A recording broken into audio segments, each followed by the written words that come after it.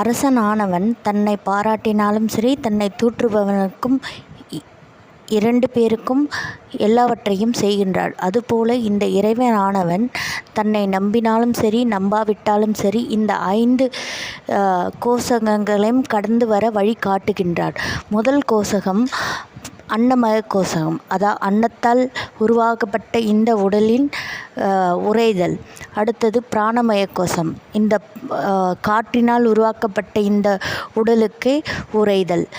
மனோன்மய கோசம், உணர்ச்சிகளால் உருவாக்கப்பட்ட மனமே அடக்குதல்.